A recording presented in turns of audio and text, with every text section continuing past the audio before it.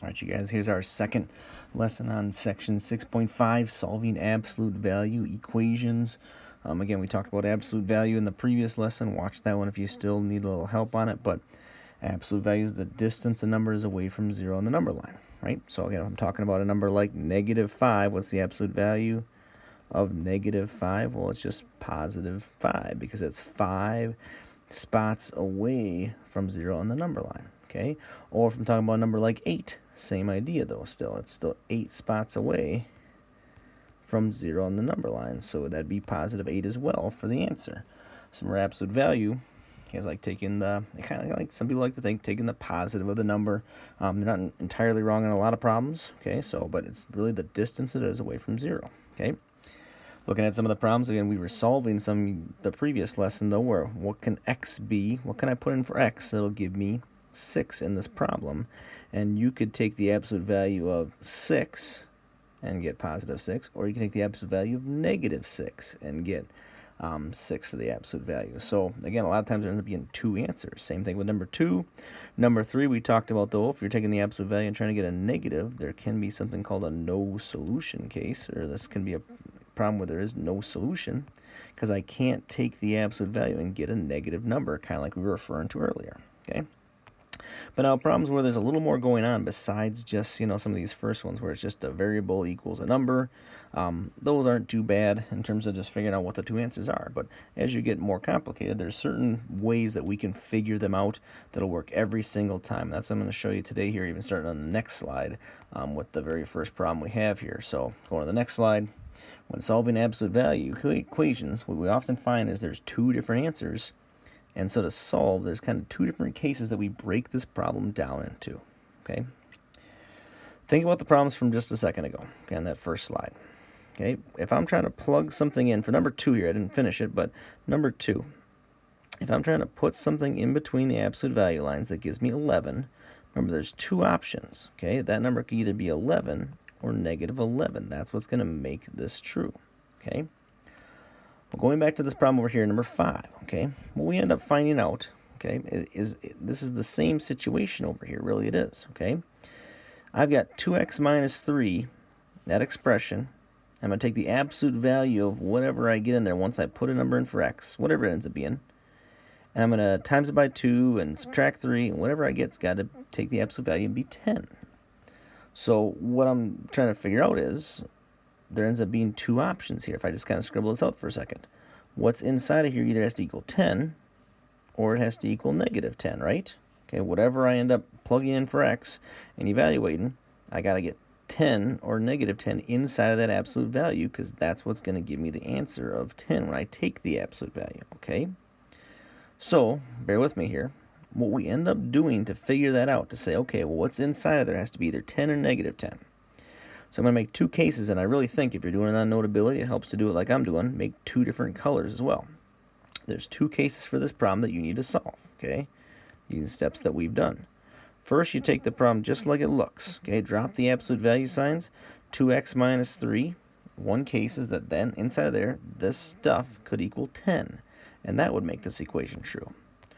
Or there's another case, again, do it in another color, I think that does help. 2x minus 3, the same thing that's up here, could equal -10. Now I just changed the sign of that number. Those are the 2 possible things that could happen inside the absolute value, that I could take the absolute value and get 10 like I want. So I just break it down into 2 little problems. And each of these problems now, I just use the steps like we've always done. I'm going to draw my line. I'm going to add 3 to both sides in the ready problem here. The 3's will cancel out. I'll bring down the 2x. 2x equals 13. Divide both sides by 2. X equals 6.5. So that's one of the possible answers, okay? Or my other answer is go over to the other side and solve the blue problem. I'm going to add 3 to both sides. I'm going to get 2x is equal to -7. Divide both sides by 2. X equals -3.5. Those are my 2 solutions. And again, if I want to double check them, take one and plug it back in up here. Take both and plug them back up there and see that you get the absolute value to equal 10. If I put in 6.5, 6.5 times 2 gives me 13. 13 minus 3 gives me 10. The absolute value of 10 is 10. Or if I put in negative 3.5, like we talked about as well, what if I put that one in? Negative 3.5 times 2 is negative 7. Negative 7 minus 3 is negative 10. Absolute value of negative 10 is 10. So they both work, okay? So I'm going to go through a couple more problems now, too, just to show you. Break them into two cases like this, and it will work every time, regardless of how complicated it is, okay? I might as well just go into number 6 right now, the one right below it, okay? So for these problems today, especially as you notice, oh, there's a couple things going on in here. It's hard to just look at the problem and think about what the answer is and know it. Well, these are problems where you're going to break them into two cases. Again, I recommend using different colors too, like I'm doing. Take the problem just like it is. 9 minus 5x equals 16. There's one of your cases. Just get rid of the lines. But then write the other case. 9 minus 5x equals negative 16. Okay? If you solve these two cases, you will get your two answers. Guaranteed. Okay? But if you set it up like this, like two little problems, then you're sitting just fine. Okay? Now I'm going to go through and subtract 9 from both sides. Negative 5x equals 7 in this case. Divide both sides by negative 5. X equals negative 7 over 5, which that fraction, which is a little goofy looking, but I guarantee it'll work. As I look up there, I know that's going to be one of the answers. Okay, let me try the other one. Minus 9 from both sides. Again, I'm following the steps that we've always known. I just solved two little problems. Okay, negative 5x equals negative, I think, 25 for this one. I think this answer will be a little nicer to us. Divide both sides by negative 5. Okay, x equals positive 5. So there's our other answer. So here's our two answers that I'd enter into Schoology. All right, this would almost be the end of the lesson, but there's one more important note that you need to know about this technique of breaking into two cases. It works great, but you can only, you guys, only break into two cases once you have, I better use a different one, once you have the absolute value all by itself. Okay, that's what makes this work. Because again, absolute value, there's two values that could go in there and make it true. Like taking the absolute value as we saw in the last problem, like 10 or negative 10. So in these problems, okay, take a look at this problem right here. I cannot break it into two cases right now. Okay, because take a look at this problem. What can we actually do before we even break it into two cases and say my red case and my blue case? Well, right now I can actually just, like any other problem for solving, I can draw my line right now and add 5 to both sides, because that 5 is not, this 5 isn't in the square root, or sorry, in the absolute value, okay? So I can get rid of that first, and now I've got on this side the absolute value of t plus 9 equals 15, and now I can break into my two cases. My red case, which is just t plus 9 equals 15, okay? And the blue case, t plus 9 equals negative 15. Okay, but notice what I did up here first. I can't do that until I have the absolute value all by itself on one side. So, I just, when I have absolute value t plus 9, everything inside those bars, nothing else on that side, then I can do this. Then I can break into my two cases, okay? And then solve each one. I'll minus 9 to both sides in this one, and I'll get 6. And I'll minus 9 to both sides of this one, and I'll get negative 24. And there are my two answers for that problem.